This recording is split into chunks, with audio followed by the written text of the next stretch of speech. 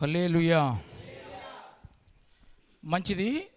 యేసుక్రీస్తు పరిశుద్ధ నామమున కూడి వచ్చిన మీ అందరికీ వందనాలు. కొద్ది నిమిషాలు మనం దేవుని యొక్క వాక్యాన్ని విందాం. బైబిల్ గ్రంథంలో నుంచి ప్రకటన గ్రంథము 3వ అధ్యాయం 12వ వాక్య భాగమును చదువుకుందాం. జయించు వానిని నా దేవుని ఆలయములో ఒక స్తంభముగా చేసేదను. అందులో నుండి వాడు ఎన్నటికిని ఇక మీదట వెలుపటికి పోడు. మరియు నా దేవుని పేరును పరలోకములో నా దేవుని యొద్ద నుండి దిగి వచ్చుచున్న నూతనమైన యెరూషలేమును నా దేవుని పట్టణము పేరును నా క్రొత్త పేరును వాని మీద వ్రాసేదను. ఆమేన్. అందరం కళ్ళు మూసుకుందాం, తల్ల ఉంచుదాం. పరిశుద్ధుడైన తండ్రి, నీ ఘనమైన శ్రేష్టమైన నామానికి వందనాలు చెల్లిస్తున్నాం. ఇంతవరకునైనా నీ సన్నిధి మాకు తోడుగా ఉంచారు. గడిచిన దినములన్నీ కూడా కాపాడి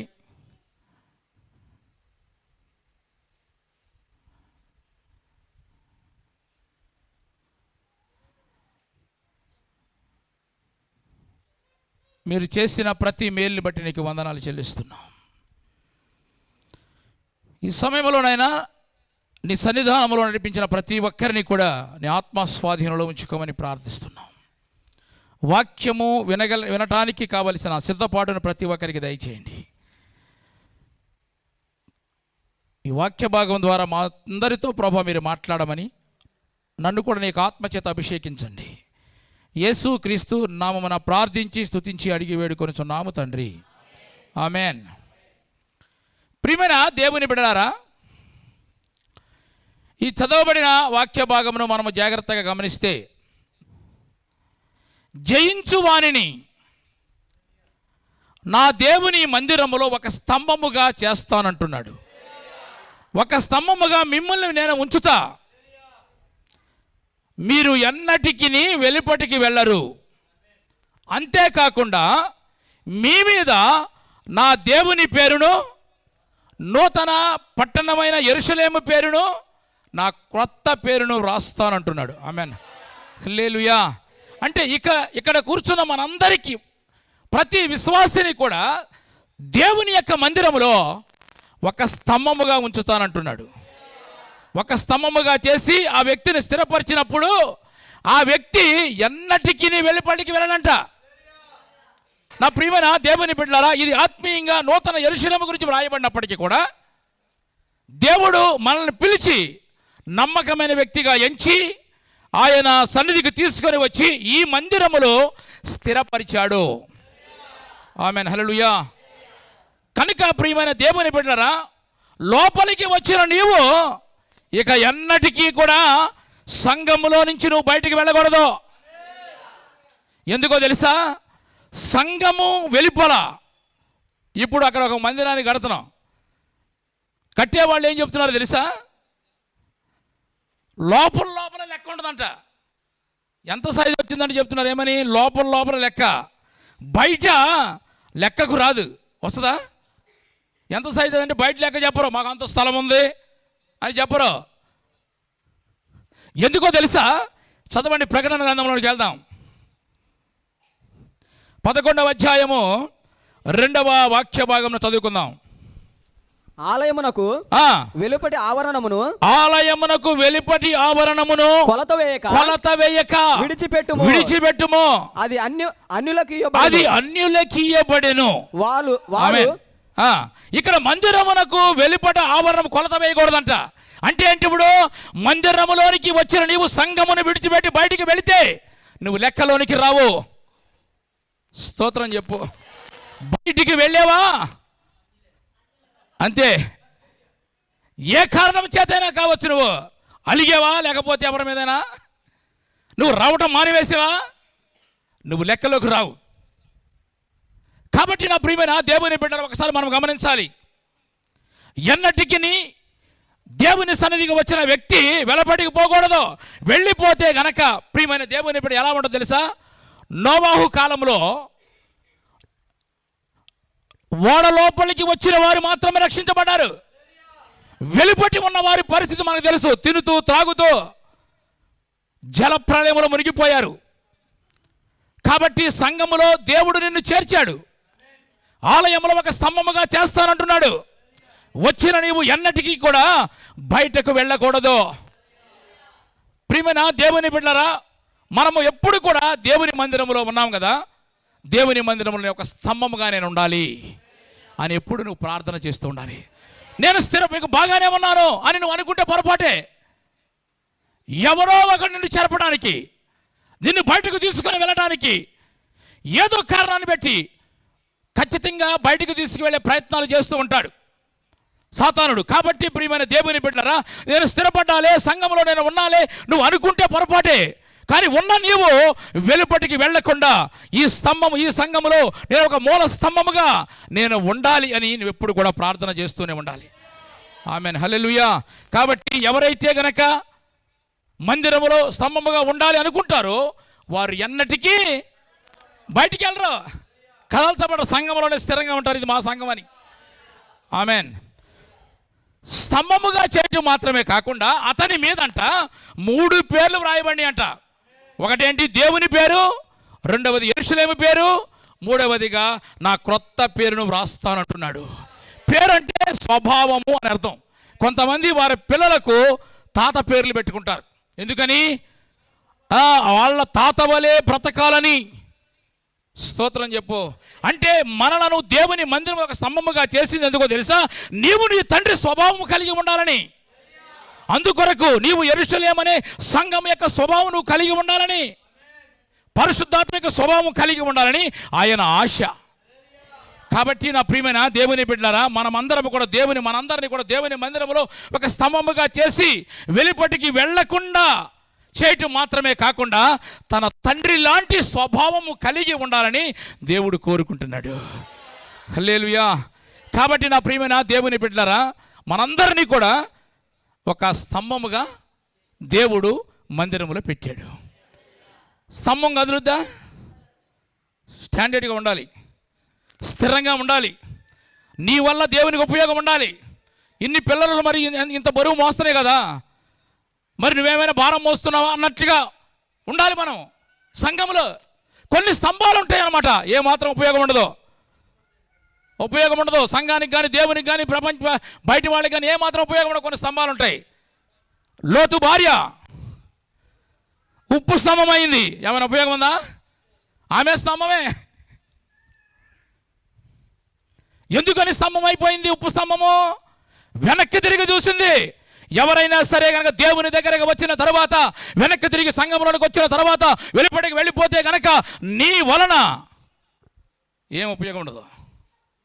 దాని కొరకు చూసినగా దాన్ని జాగ్రత్తగా గమనించినవు. నీవు ఉప్పు స్తంభముగా ఉంటే ఏమాత్రం ఉపయోగం లేదు.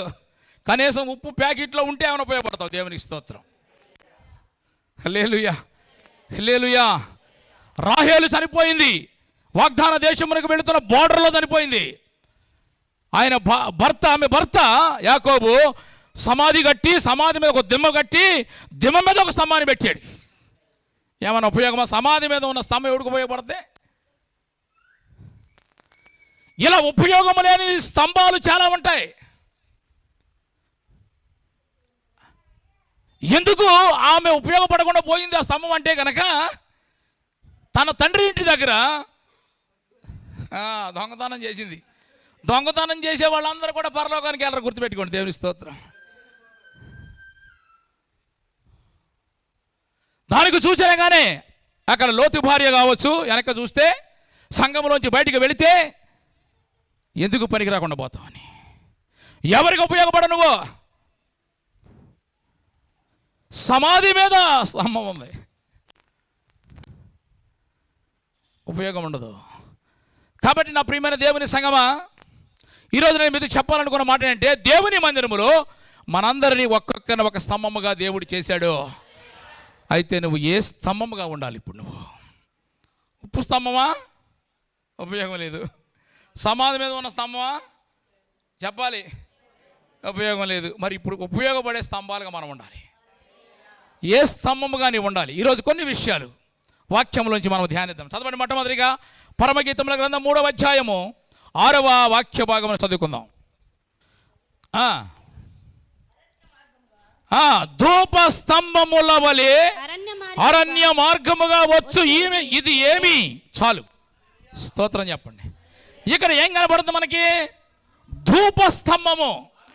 ధూపస్తంభము అనమాట. అంటే సంఘములో నువ్వు ధూపస్తంభం వలె ఉండాలని కోరుకుంటున్నాడు ప్రభు. ధూపము అంటే గనక ఇక్కడ పొగ.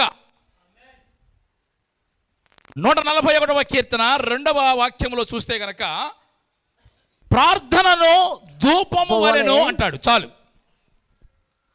అంటే ప్రార్థనను ధూపముతో పోల్చాడు. అంటే ఇప్పుడు సంఘములో నువ్వు ధూప స్తంభముగా ఉండాలంటే అర్థమేంటి? ప్రార్థన చేసే స్తంభముగానే ఉండాలి. ఏ రోజైనా సరే నువ్వు ప్రార్థన 7 గంటలకైతే 6:30కు వచ్చి మోకరించి ప్రార్థన చేస్తున్నావా ఎప్పుడైనా? మరి ధూపస్తంభముగా ఎట్టుంటావు?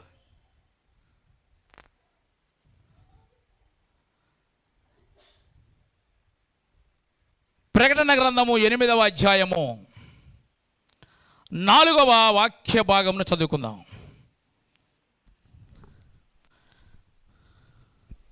అప్పుడా ధూప ద్రవ్యముల పొగ పరిశుద్ధుల ప్రార్థనలతో కలిసి దూత చేతిలో నుండి పైకి లేచి దేవుని సన్నిధికి చేరిందంట. ఆమేన్, హల్లెలూయా. నా ప్రియమైన దేవుని బిడ్డలారా, మనల్ని దేవుడు ఒక ధూపస్తంభముగా ఉండాలని చేశాడు. ప్రత్యక్ష గుడారములో ధూప వేదిక ఉంటుంది. యాజకుని చేతిలో ధూప కరిశం ఒకటి ఉంటుంది అనమాట. అయితే బలిపీఠం మీద మన నిప్పులను తీసుకొని వెళ్ళి ధూపం వేదిక మీద వేయాలి. అయితే ఆ నిప్పుల మీద ధూప ద్రవ్యములు వేస్తూ ఉంటే కనుక ఆ ధూప వేదిక మీద నుండి ఆ పొగ పైకి లేస్తూ ఉంటుంది.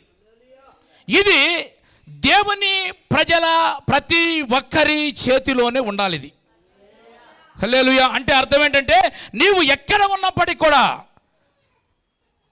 ఊరెళ్ళినా, మార్కెట్లో ఉన్నా, సంతలో ఉన్నా, రైల్వే స్టేషన్లో ఉన్నా, దేవుని సన్నిధిలో ఉన్నా, ఇది నీ చేతిలో ఉండాలి. నీ నోటితో ప్రార్థనా స్తుతి ఎప్పుడు కూడా ఉండాలి. అప్పుడే నీవు ఎలా మారుతావు? అప్పుడు ధూప స్తంభముగాను మార్చబడతావు. హల్లెలూయా. ప్రార్థన చేసే వ్యక్తిగాను ఉండాలి. అంటే ధూప స్తంభముగా నీవు ఉండాలంటే కనుక తక్కువగా మాట్లాడాలి, ఎక్కువగా ప్రార్థన చేయాలి. తక్కువగా నిద్రపోవాలి, ఎక్కువగా ప్రార్థన చేయాలి. ఇక మనకు ప్రార్థనదే పాయింట్ ఇక్కడ. వాటి మీద, వీటి మీద, ఆ ఫోన్ల మీద, ఆ పేపర్ల మీద, లేకపోతే ఆ న్యూస్ పేపర్ల వీటి మీద మనసు పెట్టకూడదు. అప్పుడు ధూప స్తంభముగా నీవు ఉండాలంటే గనక ప్రతి వ్యక్తి కూడా వాక్యమును ఎక్కువగా చదవాలి. అప్పుడే నీ నోట స్తుతి ధూపములు ఉంటాయి. అప్పుడే ప్రార్థన చేయగలుగుతావు నువ్వు. నా ప్రియమైన దేవుని బిడ్డ, దేవుని మందిరం అంతా కూడా ఒక చొక్క అంచులతో నిండిపోయింది. కెరాబులు, శరాబులు గాన ప్రతిగానములు చేస్తున్నారు. వారి కంఠ స్వరము ద్వారా దేవుని మందిరం అంతా కూడా ధూపము చేత నింపబడి ఉంది. యెషయా గ్రంథం 6వ అధ్యాయం 4వ వాక్యంలో చూస్తే కనుక కంఠస్వరము వలన గడప కమ్ముల పునాదులు కదులుచు మందిరము ధూపము చేత నింపబడగా అని రాయబడింది కదా. అంటే ఏంటి ప్రియమైన దేవుని, నీవే ఆ మందిరం అన్నమాట. నీ మందిరం అంతా కూడా, నీ హృదయం అంతా కూడా ధూపము చేత నింపబడాలి. ప్రార్థన పొగ బయటికి రావాలి, అప్పుడే కదా. కాబట్టి నా ప్రియమైన దేవుని, ప్రారంభ దశలో మనము నీ కొరకు నేను ప్రార్థన చేస్తాను, నా కొరకు మీరు ప్రార్థన చేస్తారు కదా. తర్వాత రాను ఇక మనిద్దరమే చేసుకుంటే బయట పరిస్థితి ఏంటి? మీరందరూ కూడా సంఘము గురించి ప్రార్థన చేయాలి, నశించిపోసిన ఆత్మల గురించి ప్రార్థన చేయాలి. ఆ అనుభవంలోనికి మనం రావాలి. ఎంతవరకు మన గురించి మనం చేసుకుంటాం మంచిదే. ఇది ప్రారంభ దశ. తర్వాత రాను ప్రతి వారి గురించి, ఆత్మల భారం కలిగి నశించిపోతున్న ఆత్మల గురించి ప్రతి ఒక్కరు కూడా ప్రార్థన చేయాలి. ఆదివారం వేరే వేరే కార్యక్రమాలు పెట్టుకోకూడదు. నువ్వు లేవాలి, బ్రష్ అవ్వాలి, ఆకలి అవుతుందా టిఫిన్ చేయాలి, తిన్నగా దేవుని మందిరానికి రావాలి, అంతే. అలాంటి వాళ్ళు ఇక్కడ వచ్చి ప్రార్థన చేయగలుగుతారు. అసలు నువ్వు వచ్చేప్పటికి పాటలు పాడి వాక్యం చెప్తే నువ్వేం ప్రార్థన చేస్తావు? ఇంకా నేను వచ్చి మోకరించి 10 నిమిషాలు ప్రార్థన చేసిన తర్వాత పాటలు స్టార్ట్ చేసిన అన్నవాళ్ళు దేవుని స్తోత్రం చెప్పండి. మరి ధూప స్తంభంగా నువ్వు ఎలా ఉంటావు? నీకు అన్ని పనులు అయిపోయిన తర్వాత ఏదో నాకు అరే కొంచెం ఖాళీగా ఉన్నట్టుందా, దేవుని మందిరానికి వెళ్ళి వద్దాం అన్నట్టుగా వస్తున్నట్టుంది పరిస్థితి. అందరికంటే ముందు వచ్చి ఇక్కడ ధూప స్తంభముగా నేనున్నానని నువ్వు ఇక్కడ మోకరించి ప్రార్థన చేస్తుంటే నీ వెనక వచ్చిన వాళ్ళు నేర్చుకున్నట్టుగా నువ్వు ఒక స్తంభంగా ఉన్నావా? లేకపోతే పర్వాలేదు అమ్మాయ్యా, పర్వాలేదు నేను కూడా.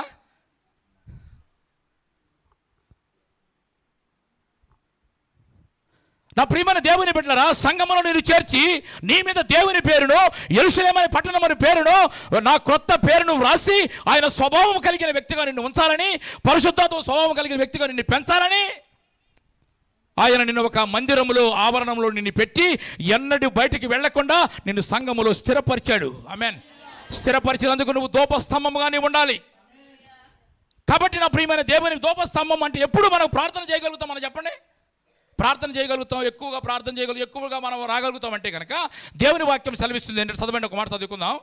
నిర్గమాకాండము 19వ అధ్యాయం 18వ వాక్య భాగం చదువుకుందాం.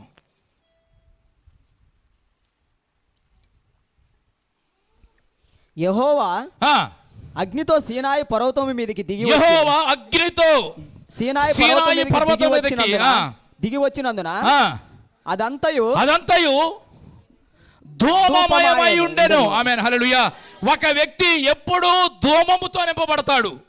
ఒక వ్యక్తి ఎప్పుడు ప్రార్థన చేయగలుగుతాడంటే గనక దేవుని అగ్ని వారితో ఉండాలి. అప్పుడే కదా. అంటే ఒక దేవుని సన్నిధి ఒక ఆసక్తి ఉండాలి, దేవుని సన్నిధి ఒక ఆకాంక్ష ఉండాలి. నేను దేవుని సంఘములో దేవుడు నన్ను పెట్టాడు కదా, నేను దేవుని మందిరంలో ఒక స్తంభంగా నన్ను చేశాడు కదా, నన్ను స్థిరపరిచాడు కదా, అయితే నేను పనికిరాని స్తంభాల వలె ఉండకూడదు. ఏ బరువు మోయకుండా ఒక మూలలో స్తంభం పిల్లలు కూడా వేస్తారు ఇళ్ళ కట్టేటప్పుడు. ఇది పెద్ద బరువు ఉండదు కాబట్టి చిన్నది వేస్తారనమాట. అట్లా ఉండకూడదు. ఉప్పు స్తంభంలాగా, సమాధి మీద కట్టిన స్తంభంలాగా మనం ఉండకూడదు. నా మీద ఈ భారం ఉంది, నన్ను సంఘములో దేవుడు స్థిరపరిచాడు, ఒక స్తంభముగా చేశాడు అని ఎప్పుడు కూడా దేవుని సన్నిధికి వెళ్ళి నేను ఎప్పుడు ప్రార్థన చేయాలా, ధూమ స్తంభముగా నేను ఉండాలి అని ఒక ఆశ మనకు ఉండాలి. అంటే ఎప్పుడు కలుగుద్దంటే గనక యెహోవా అగ్నితో సీనాయి పర్వతం మీద దిగి వచ్చినందున అదంతయు ధూమమయమైపోయిందంట. ఆమేన్. అంటే నువ్వు అగ్నితో నువ్వు సహవాసము చేయాలి. అంతేనా? అగ్ని అంటే ఎవరు? అగ్నితో సహవాసం చేయాలని అక్కడ మంటలు కాలుతుంటే వెళ్ళిపోయి దీపావళికి వేసారని పట్టుకునేవాళ్ళు. మా పాస్టర్ గారు చెప్పాడు అగ్నితో సహవాసం చేయమని. యెషయా గ్రంథం 33:14 చదవండి. ఇప్పుడు సియోనులోనున్న పాపులు దిగువచ్చుచున్నారు, వణుకు భక్తిహీనులను పట్టెను.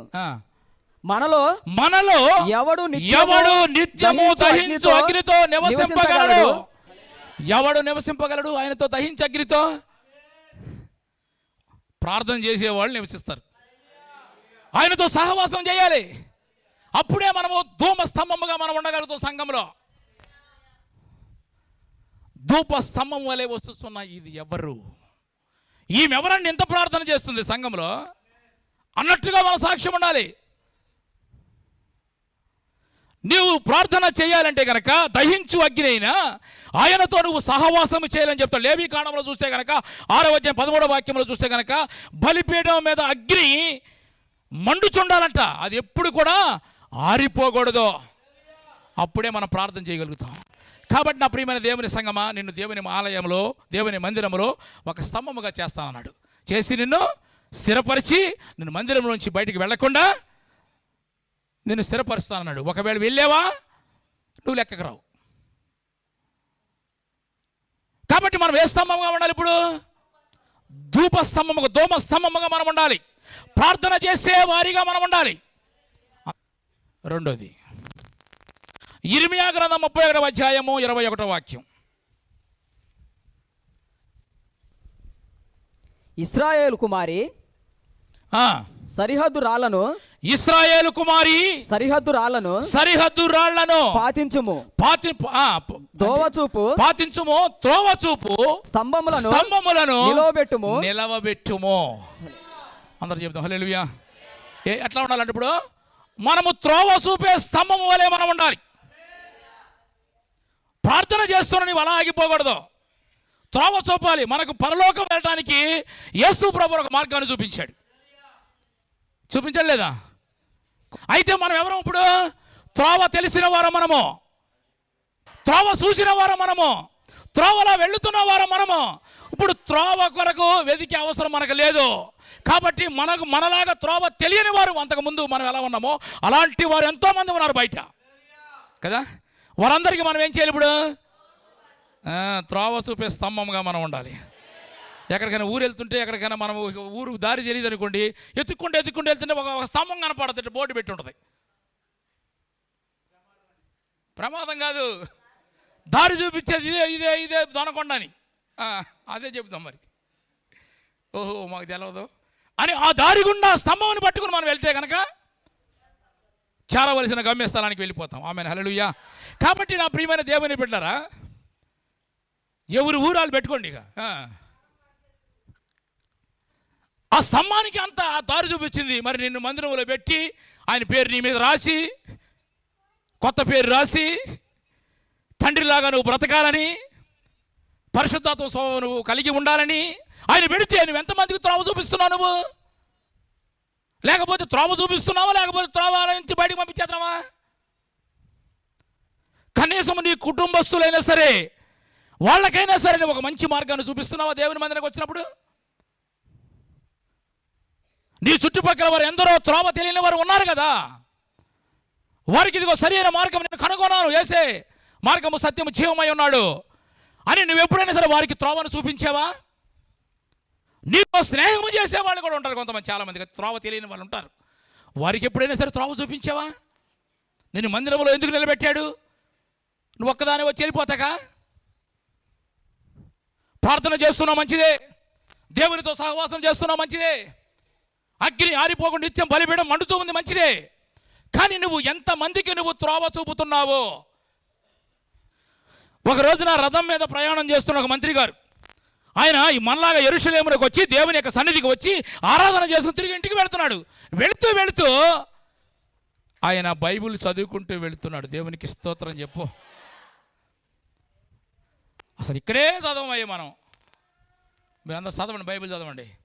బైబిల్ చదివితే చక్కగా కీర్తనలో బాగా చదవగలుగుతారు. దేవునికి స్తోత్రం. అంతేనా? ఏమన్నా నన్ను చదవమంటాడేం పాస్టర్ గారు అని ఒకసారి చదువుకుంటే తప్పేమని చెప్పు.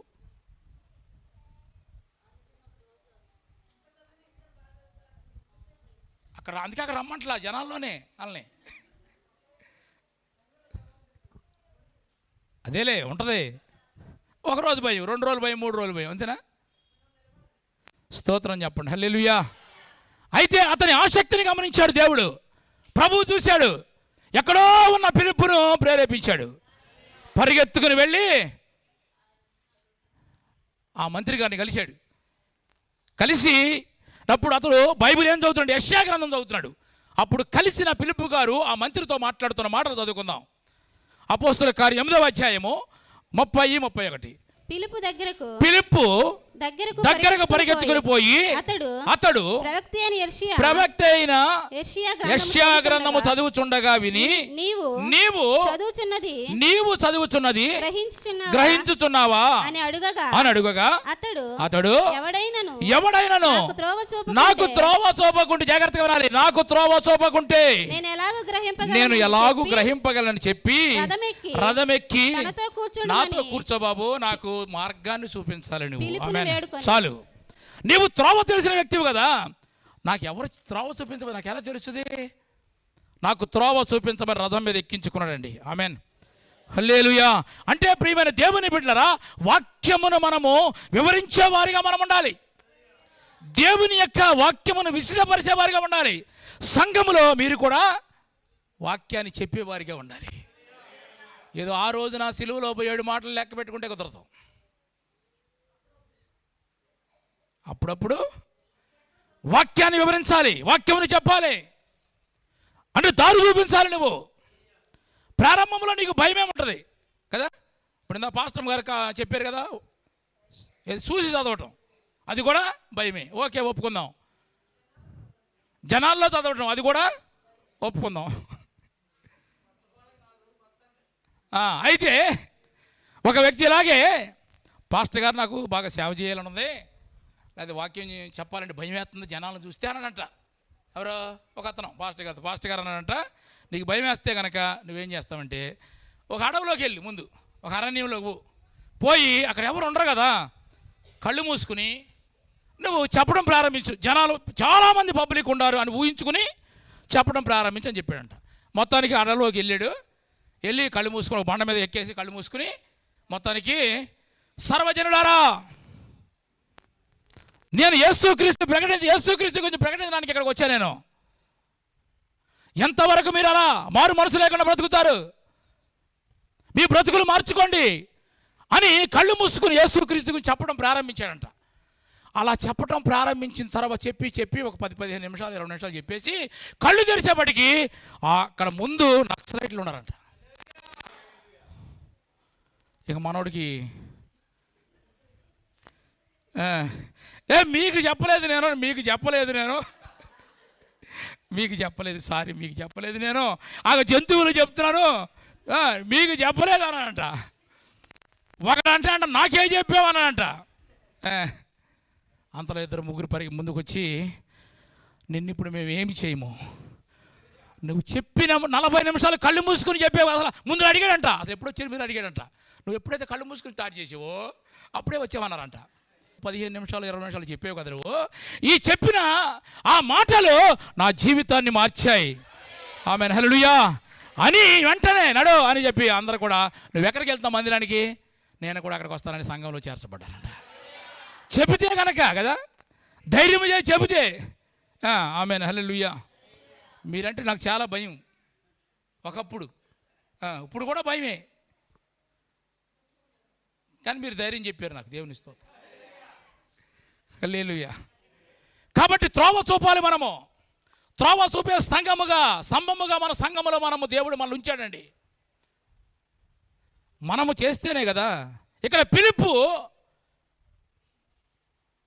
ఆ నపుంసకుడైన మంత్రి గారికి ఆ వాక్య అర్థాన్ని చెప్పిన తర్వాత ఇద్దరు కూడా వెళుతున్నారు ముందుకి.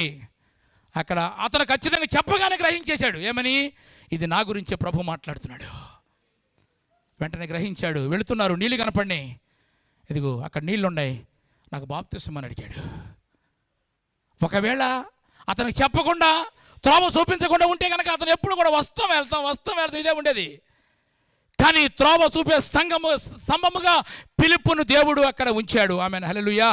ఒక వ్యక్తిని రక్షణలోకి నడిపించాడు. చప్పట కొడదాం గట్టిగా, హల్లెలూయా. మనం ఎంతమందికి త్రోవ చూపుతున్నాం చెప్పు. ఒక ఫస్ట్ చూపిస్తావు నువ్వే, తర్వాత మళ్ళీ నువ్వే చెడగొట్టేస్తావు. ఇది కాదు త్రోవ, నువ్వు అటు వెళ్ళు, అది ఏదో ఒక త్రోవ చెప్పేస్తారు. నువ్వు సరిగ్గా ఉంటే కుదురుగా వాళ్ళు ఎందుకు వెళ్తారు? నిన్నంటూ స్టాండర్డ్గా పిల్లర్లాగా చేశాడు, నువ్వేంట ఊగిపోతాను అంటావు. ఊగిపోతే సంఘం బయటికి వెళ్ళావా, నువ్వు అసలు లెక్కలోకి రావు. నా ప్రియమైన దేవుని బిడ్డలారా, మనము నేర్చుకున్న విషయాలు మన జనరేషన్కి మనం చెప్పాలి. ఇప్పుడు ప్రియమైన ఐగుప్తులో యోసేపు తరువాత వచ్చిన తరము కూడా జీవము కలిగిన దేవుని తెలుసుకోగలిగారు. ఎందుకని? వాళ్ళు వారి తరం వారికి, వాళ్ళ తరం వారికి, 4 తరాల వారికి తెలియజేశాడు. అసలు నువ్వు నేర్చుకున్న విషయాలు అసలు నీకే గుర్తు లేకపోతే, యెహోషువ గ్రంథము 4వ అధ్యాయము 20వ వాక్యం. వారు యోర్దానులో నుండి తెచ్చిన 12 రాళ్లను యెహోషువ గిల్గాలులో ఎక్కడి నుంచో తెచ్చిన రాళ్ళు గిల్గాలు నిలవబెట్టించి ఇశ్రాయేలీయులతో ఇట్లా, నేను రాబో కాలమున మీ సంతతి వారు ఈ రాళ్ళు ఎందుకని తమ తల్లిదండ్రులు అడుగుతున్నారు. ఇక్కడ రాళ్ళు ఎందుకు పాతారని అడుగుతారు కదా, ఈ రాళ్ళు ఎక్కడి నుంచి వచ్చి అడుగుతారు కదా. మీరేం చెప్పాలి? యోర్దాను నదిలో దేవుడు మమ్మల్ని క్షేమంగా దాటించాడు, దాని గుర్తుగా అని చెప్పాలి. అందుకొరకు 12 రాళ్ళు నాటించాడు అక్కడ. ఇక్కడ 12 రాళ్లను వాళ్ళ తరానికి త్రోవ చూపించే అక్కడ నాటించాడు గుర్తుగా. కాబట్టి ఏదైనా సరే మనము గుర్తుగా మన పిల్లలకు మనం చెప్పాలి. మన తరానికి చెప్తే వాళ్ళు వాళ్ళ తరానికి చెప్తారు. త్రోవ చూపే స్తంభములుగా మనం ఉండాలని ప్రభు కోరుకుంటున్నాడు. మీకు క్లియర్గా అర్థం కావాలని ఒక మాట చెప్తా. యోవేలు గ్రంథము 1వ అధ్యాయం 3వ వాక్యం. ఈ సంగతి మీ బిడ్డలకు తెలియజేయుడి. వారు తమ బిడ్డలకును ఆ బిడ్డలు రాబో తరముల వారికి తెలియజేస్తారు. ఆమేన్. అది నీ బిడ్డలకు తెలియజేస్తే వాళ్ళు రాబోయే తరం వారికి తెలియజేస్తారు. అప్పుడు వాళ్ళందరూ కూడా యేసే రక్షకుడు అని తెలుసుకుంటారు వాళ్ళు. నువ్వేమి త్రోవ చూపుతున్నావు? అసలు నీ వాళ్ళ ఎవరైనా త్రోవ తెలుసుకున్నారా? ధూపస్తంభముగా నువ్వు ఉండాలంటే కనుక దహించు అగ్నితో నువ్వు సహవాసం చేయాలి. నీవు అనేకులు త్రోవ చూపే వ్యక్తిగా ఉండాలంటే కనుక పిలుపు ఏ రీతిగా అయితే పిలుపును గుర్తించాడో నీవు కూడా ఎందుకు దేవుడు మనల్ని ఏర్పరచుకుని ఇక్కడ స్థిరపరిచాడు ఆ పిలుపును నువ్వు గుర్తుపెట్టుకుంటే కనుక ఆ పిలుపు ఉన్నతమైనది గుర్తించాడు పిలుపు. కాబట్టి ఆ నపుంసకుడైన మంత్రి గారికి త్రోవ చూపగలిగాడు. నా ప్రియమైన దేవుని బిడ్డలారా, సంఘములో దేవుని యొక్క మందిరములో మనలను స్తంభముగా చేసి బయటికి వెళ్లకుండా స్థిరపరిచాడు. నీ మీద దేవుని పేరు, యెరూషలేమని పేరు, నా కొత్త పేరు నువ్వు రాశాడు ఆయన. ఎందుకంటే నువ్వు ధూపస్తంభముగా ఉంటావని, నీవు అనేకులకు త్రోవ చూపే స్తంభముగా ఉంటావని. 3వదిగా చివరిగా ఒక మాట చెబుతాం, ముగి చదవండి. గలతీయులకు రాసిన పత్రిక 2వ అధ్యాయము 9వ వాక్య భాగం చదువుకుందాం. అనగా సున్నతి పొందిన వారికి అపోస్తులౌటకును పేతురునకు సామర్థ్యము కలిగజేసిన వాడే అన్యజనులకు అపోస్తులునవుటకు నాకును సామర్థ్యము కలిగజేసినని వారు కొంతమంది గ్రహించినప్పుడు స్తంభములుగా ఎంచబడిన ఇక్కడ క్రొత్త నిబంధన సంఘానికి స్తంభములుగా కొంతమందిని దేవుడు ఉంచాడు. అందరు చెప్తే బాగుండేది. ఇప్పుడు వస్తా వాళ్ళు ఎవరు వస్తున్నారు బయటికి చదువు. యాకోబు, కేఫా, యోహాను అనువారు నాకు అనుగ్రహించబడిన కృపను కనుగొని మేము అన్యజనులకును తాము సున్నతి పొందిన వారికి అపోస్తులుగా ఉండవలనని చెప్పి తమతో పాలివారి మౌటకు సూచనగా నాకును బర్నబాకును కుడి చేతినిచ్చారు. ఆమేన్, హల్లెలూయా. నాకు ఇక్కడ కొంతమంది వాళ్ళు కుడి చేతినిచ్చి ఈ సంఘములో భారము కలిగిన వారిగా ఉండాలని ప్రభు కోరుకుంటున్నాడు. ఇక్కడ క్రొత్త నిబంధన సంఘములో పేతురు గారిని, యోహానును, యాకోబును ఇక్కడ స్తంభములుగా, మూల స్తంభములుగా దేవుడు చేశాడు. ఆమేన్. అంటే వీళ్ళు భారాన్ని మోసేవారు. వీళ్ళు అంటే సంఘములో మనము కొంచెం భారాన్ని మోసే స్తంభాలుగా మనం ఉండాలి. నా మీద చిన్న బకెట్ మోసేస్తానంటే కుదరదు. అవసరమైతే పెద్ద డ్రమ్ము కూడా మోయాలి. భారాన్ని, బాధ్యత మోసే స్తంభాలుగా మనము క్రొత్త నిబంధన సంఘములో వాళ్ళు ఉన్నట్లుగా మనము కూడా క్రైస్ట్ బిలీవర్ సంఘములో ఉండాలని ప్రభు కోరుకుంటున్నాడు. వీళ్ళు పేతురు గారిని, యోహానును, యాకోబును ఎక్కడికి వెళ్ళినప్పటికి కూడా యేసు ప్రభు వాళ్ళని తీసుకెళ్ళేవాడు. రూపాంతరం కొండ మీదకి వెళ్ళినప్పుడు తీసుకెళ్ళాడు. యాయిరు కుమార్తెను బ్రతికించడానికి వెళ్ళినప్పుడు వాళ్ళని తీసుకెళ్ళాడు. గెత్సెమనే తోటలోనికి వెళ్ళినప్పుడు కూడా వాళ్ళ ముగ్గురే తీసుకెళ్ళాడు. ఎందుకని అంటే కనుక వాళ్ళు భారము కలిగిన వారు, వారు బాధ్యత కలిగిన స్తంభాలుగా ఉన్నారు. వీళ్ళని ఎందుకు వెంట పెట్టుకుని వెళ్ళాడంటే కనుక వీళ్ళు బాధ్యత కలిగిన వారు, భారం కలిగిన వారు వీళ్ళు.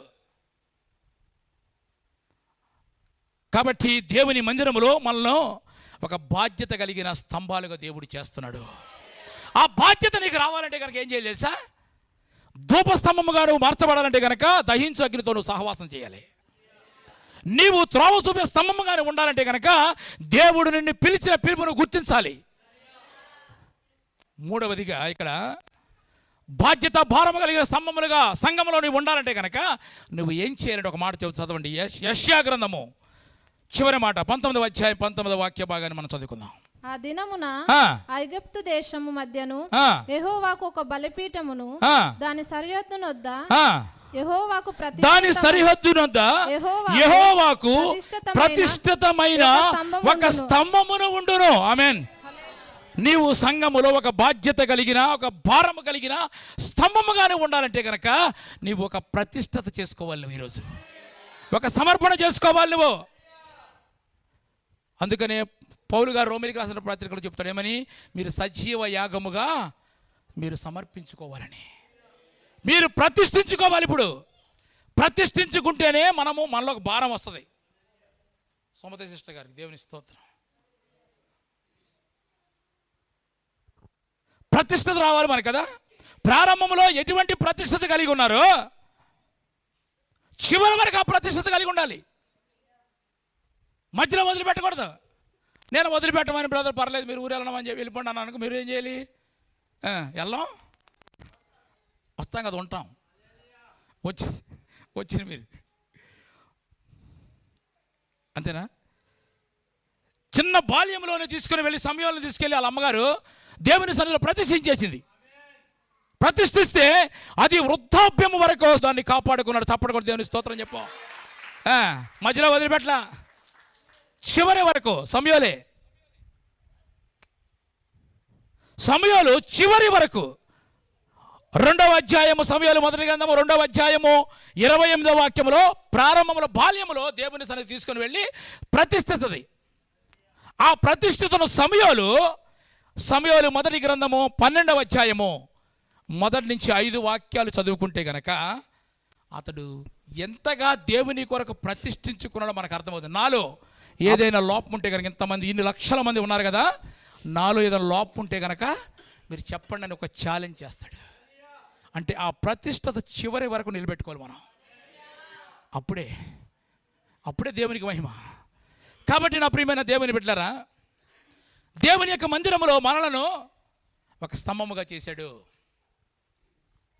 స్తంభముగా చేసి మిమ్మల్ని స్థిరపరిచి బయటికి వెళ్లకుండా స్థిరపరిచేశాడు మిమ్మల్ని.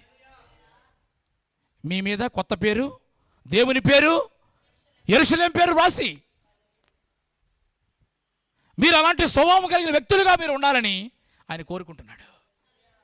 కాబట్టి సంఘములో ఉన్న స్తంభాలుగా మనమందరం కూడా ఉపయోగము లేని స్తంభాలుగా ఉండకూడదు. ధూప స్తంభం వలని ఉండాలి. దహించు అగ్నితో నిత్యము సహవాసము చేయాలి. నీ బలిపీఠం మీద అగ్ని ఆరకుండా చూసుకోవాలి బాలయ్య. దేవుని స్తోత్రం. రెండవది త్రోవ చూపే స్తంభముగానే ఉండాలి. త్రోవ చూపాలంటే గనక దేవుడు నేను ఎందుకు పిలిచాడో గుర్తుపెట్టుకో. నువ్వు చీకట్లో ఉన్నప్పుడు పిలిచి నేనే మార్గం సత్యమని దేవుడు చెప్పాడు కదా. ఆ మార్గము తెలిసిన వ్యక్తివి నువ్వు. ఇప్పుడు ఇంకా నువ్వు మార్గం కొరకు ప్రతిరోజు ఎతకవలసిన అవసరం లేదు. దారి నీకు తెలుసా లేదా? తెలుసు. ఈ చర్చికి దారి తెలుసా? పద్దాక ఎక్కడ ఉంది చర్చి, లొకేషన్ పెట్టండి అన్నారు కదా. ఇక నువ్వు వెతికే పని లేదు. ఇక నువ్వు వస్తూ అనేకులు తీసుకురావాలంతే. ఆమేన్, హల్లెలూయా. మూడవదిగా పేతురు, యోహాను, యాకోబులను యేసు ప్రభువారు కొత్త నిబంధన సంఘములో స్తంభాలుగా చేశాడు.